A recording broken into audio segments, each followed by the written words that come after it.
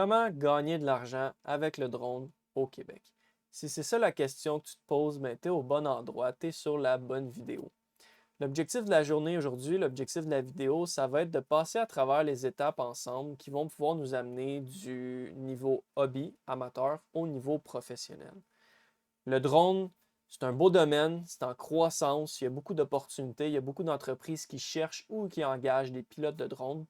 Et donc, l'objectif, ben, c'est de se diriger vers soit des contrats, soit se faire engager comme pilote et vraiment d'aller chercher notre premier contrat.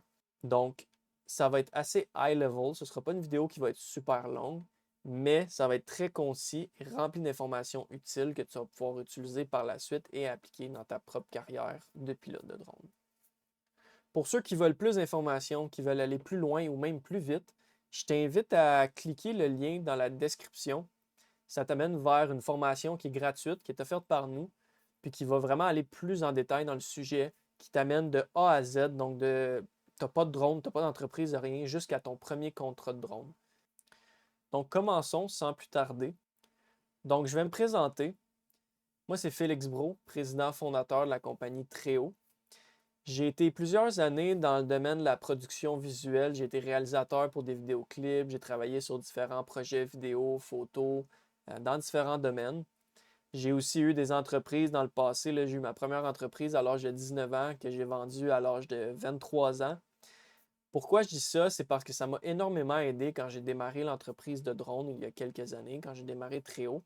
Parce que j'avais déjà de l'avance. Je savais déjà comment démarrer une entreprise. J'avais déjà le côté légal, la finance, la comptabilité. J'avais déjà le marketing. J'avais de l'expérience en vente, en marketing, en réseaux sociaux.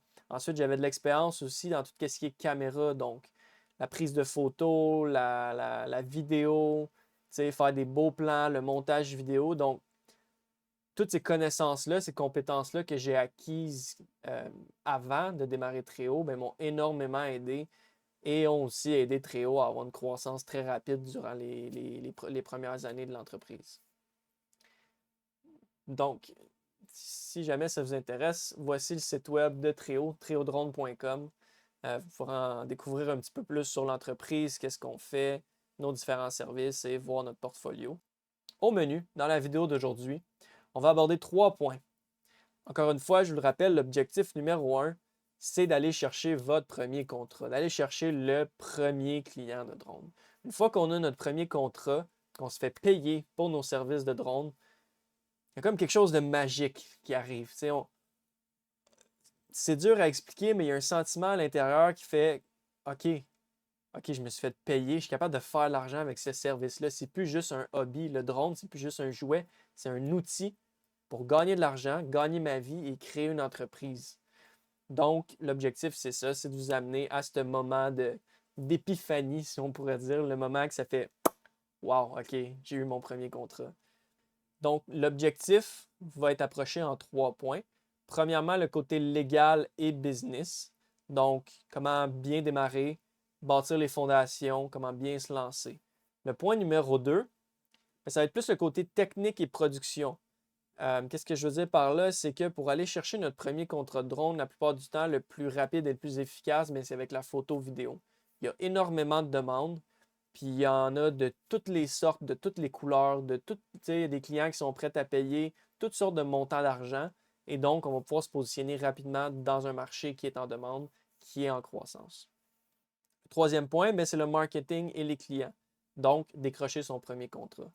Une fois qu'on a les bases solides, notre entreprise elle roule, elle a été démarrée, on sait créer du beau contenu, des belles images, des belles vidéos, mais là, c'est comment amener ça à nos clients, comment faire en fait pour que nos clients nous trouvent. Parce qu'on a beau être les meilleurs, si on est nulle part et personne n'est capable de nous trouver, on ne fera pas de clients, on ne fera pas d'argent. Donc, entrons dans notre premier sujet, le légal et la business, poser les fondations. Pour offrir des services, pour facturer à des gens au Québec, facturer pour un service ou un produit, il faut avoir une entreprise. Tu ne peux pas juste arriver de même puis, tu sais, tiens, paye-moi 100$ en dessous de la table. Tu peux le faire. Est-ce que c'est quelque chose qui est viable au long terme? Ben non, pas du tout. Donc, qu'est-ce qu'il faut faire? C'est monter son entreprise. Monter son entreprise, il y a plusieurs façons de le faire. Je dirais il y a deux principales qui vont être utiles pour nous, deux façons. La première façon, c'est de créer une entreprise qu'on appelle individuelle. Donc, c'est moi, Félix Bro, je suis une entreprise, puis je vends mes services aux gens, à mes clients.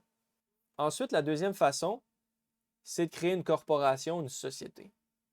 Une société, c'est qu'est-ce qu'on fait? C'est que c'est plus Félix Bro qui offre les services, mais c'est la société, c'est la corporation. La corporation devient une entité distincte de Félix. La nuance avec ça, c'est que lorsqu'on crée une entité, bien, l'entité, elle peut agir en son nom. Donc, par exemple, facturer, acheter des choses, avoir un compte de banque, avoir des cartes de crédit, on peut tout avoir ça au nom de l'entreprise. La distinction aussi qui est importante, c'est que l'entreprise corporative, la société, elle a une déclaration d'impôt distincte de la personne qui gère l'entreprise, qui est l'actionnaire. Donc moi, je suis Félix, puis je gère l'entreprise Tréo. Tréo a sa propre déclaration d'impôt et Félix a sa propre déclaration d'impôt. Tréo peut verser un salaire à Félix, Félix peut investir dans la société. Donc, ça a ses avantages.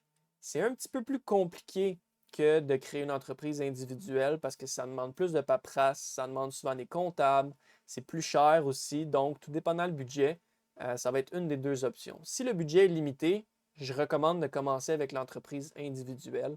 C'est le plus simple, c'est le plus straightforward. En une journée, on peut avoir son entreprise individuelle déjà prête à recevoir des clients. Puis ensuite, au fil du temps, si on grossit, si on commence à avoir des plus gros contrats, bien là, on peut converger vers créer une société. Les assurances et certifications, ça aussi, c'est important parce que si on commence à travailler avec des clients, bien, il faut être assuré. Si le drone tombe du ciel, tombe sur une voiture ou tombe sur la maison du client ou casse une fenêtre ou quelque chose, bien là, on a l'air des beaux caves si on n'est pas capable de payer ce dommage-là. Donc, c'est là qu'on va commencer à rechercher des assurances responsabilité civile. On peut aussi assurer nos drones, comme si nous, on brise le drone durant un contrat, on peut aussi assurer la réparation ou le remplacement du drone. Pour les certifications, ben, il y a beaucoup de lois au niveau de Transport Canada, étant donné qu'un drone, ça vole dans le ciel. Dans le ciel, il y a quoi? Il y a des avions, il y a d'autres utilisateurs, il y a des hélicoptères, il y a toutes sortes de gens qui utilisent l'espace aérien. Il faut savoir qu'est-ce qu'on a de besoin en termes légaux pour avoir le droit de voler puis d'avoir le droit de faire les opérations qu'on a de besoin. Il y a plusieurs sujets à explorer, par exemple les certifications d'opérations de base avancées, des COAS qui sont des permis spéciaux pour faire des trucs un petit peu plus hors du commun. Donc, il y a aussi beaucoup de recherches et de devoirs à faire à cet endroit-là. Puis ensuite, structurer son offre, structurer son offer, comme je l'ai bien marqué ici. Structurer son offre, bien après ça, il faut comprendre, nous, qu'est-ce qu'on est capable d'offrir comme service, combien qu'on devrait charger, à qui on devrait offrir ce service-là, c'est quoi le processus quand on offre nos services à quelqu'un, est-ce qu'on offre juste le drone, est-ce qu'on offre la préparation aussi, est-ce qu'on offre le post-processing après, c'est toutes les questions qu'il faut se poser pour quand on va arriver devant notre client, bien, savoir où est-ce qu'on s'en va, puis qu'est-ce qu'on lui offre. J'ai mis une petite quote ici. Treat your business like a business and it will pay you like a business. Qu'est-ce que ça veut dire? C'est si on veut faire de l'argent avec le drone ou avec n'importe quelle entreprise, il faut traiter ça comme une business. C'est ça qui fait la distinction souvent entre quelqu'un qui fait ça professionnellement ou quelqu'un qui fait ça amateur. Quand on traite notre business comme une business, mais on commence à prendre des décisions qui sont plus juste pour nous, notre personne, mais qui sont pour notre entreprise, pour le long terme, pour le développement de l'entreprise. Donc, il faut switcher une petite cloche dans notre tête, il faut activer une petite switch pour se dire, OK, non, c'est une business que j'ai. J'offre un service, j'offre un produit. OK. Puis là, on commence à rentrer dans des concepts de comptabilité, de gestion, d'investissement, de management, de marketing, etc., etc., etc. Maintenant, pour notre prochain point, c'est le point technique et production, le côté drone et image. Donc, comment choisir le bon drone? Choisir aussi la caméra qui va sur le drone et comprendre la caméra et comment l'utiliser et le post-traitement. Choisir son drone, mais ça va varier. C'est quoi notre budget? C'est quoi l'objectif qu'on a? Est-ce qu'on veut aller plus dans l'immobilier? Est-ce qu'on veut plus aller, je sais pas moi, dans la construction? Est-ce qu'on veut aller dans l'agriculture? Ensuite, une fois qu'on a choisi notre drone, mais il faut aussi choisir la caméra qui va aller sur ce drone-là. Donc, la plupart des drones viennent déjà avec une caméra déjà installée que tu ne peux pas changer. Donc, il faut que tu t'assures que la caméra répond bien à tes besoins puis répond aux objectifs que toi, de qu'est-ce que tu veux faire avec le drone. Si tu veux aller dans le professionnel, ben, tu ne peux pas acheter un petit drone cheap à 50$ sur Amazon. Tu ne rentreras pas dans des contrats professionnels avec ça. Donc là, tu vas dire, OK, mais je vais peut-être aller dans des drones, des DJI. Puis après ça, tu vas avoir ton budget qui va s'ajouter à ça. C'est quoi mon budget? Qu'est-ce que je suis prêt à investir? Donc, toutes ces questions-là vont t'amener à acheter un drone. Une fois que tu achètes le drone, c'est pas parce que tu as payé 2000$ que du jour au lendemain, tes vidéos ils ont l'air professionnelles. Il y a des choses à apprendre. Il y a des choses sur comment piloter le drone d'une manière cinématique, les réglages de la caméra aussi. Donc, quels réglages mettre dans la caméra pour avoir une scène cinématique, une belle image. Et ensuite, ben, il va y avoir aussi le post-traitement, donc post-production, post-processing, tout ce qui est color grading, montage vidéo, améliorer l'image, faire de la correction d'image. Donc, tout ça va rentrer en compte aussi dans les choses que tu dois savoir pour pouvoir entrer dans le drone et faire ça professionnellement. Pour notre troisième point, ben, une fois qu'on a l'entreprise, qu'on a le drone, qu'on a les compétences pour faire voler le drone d'une manière professionnelle, ben là, il faut promouvoir nos services. Pour promouvoir nos services, il y a plusieurs questions, il y a plusieurs points à aborder. Premièrement, c'est identifier son client. À qui on veut offrir nos services? Parce que c'est pas vrai qu'on va offrir notre service à monsieur, madame, tout le monde. Le service de drone, c'est quand même niché. C'est pas tout le monde qui a besoin de ça. Donc, il faut s'imaginer, c'est qui mon client? C'est quoi ses besoins? Qu'est-ce que moi je peux lui offrir qui va l'aider, qui va faire qu'il va vouloir payer pour mes services? Une fois qu'on a identifié notre client, ben, il faut aussi l'atteindre, il faut être capable d'y parler. Est-ce que c'est par les réseaux sociaux, si tu par un site internet, si tu par l'appeler directement, du cold call, aller le voir en personne, faire du networking, il y a plein de manières d'entrer en contact avec nos clients.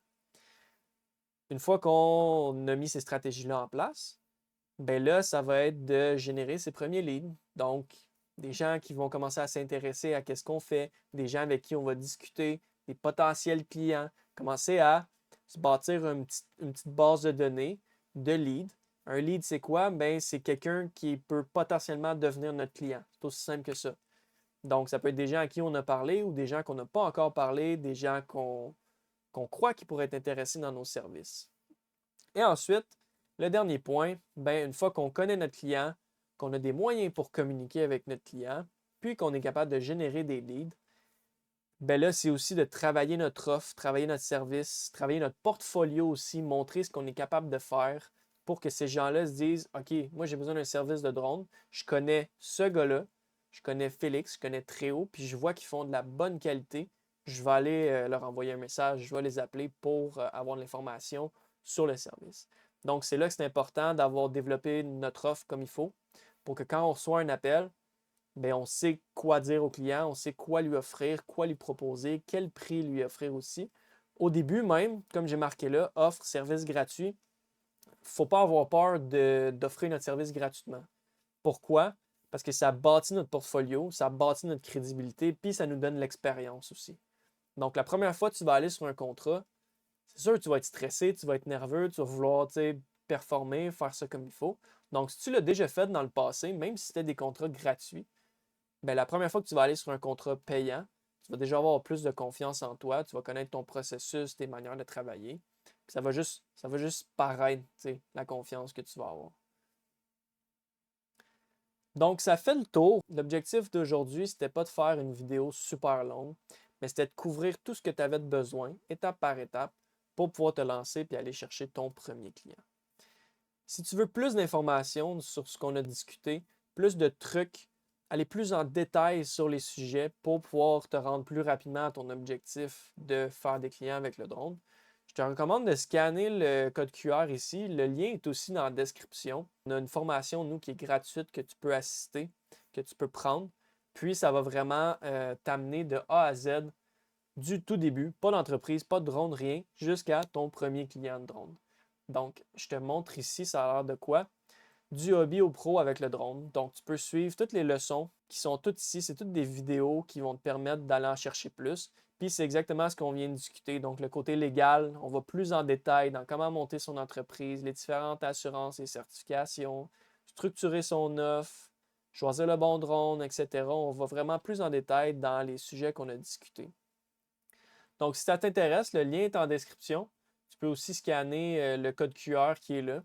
Et puis, ben, je te laisse sur une petite quote qui dit The way to get started is to quit talking and begin doing. C'est Walt Disney qui a dit ça. Tout ça, ce que ça veut dire, c'est si tu veux faire l'argent avec le drone, prends action aujourd'hui. Parce que c'est un domaine qui va vite, c'est un domaine qui grandit. Si tu veux en profiter, si tu veux profiter d'être un des premiers dans le marché, c'est aujourd'hui que ça se passe, prends action.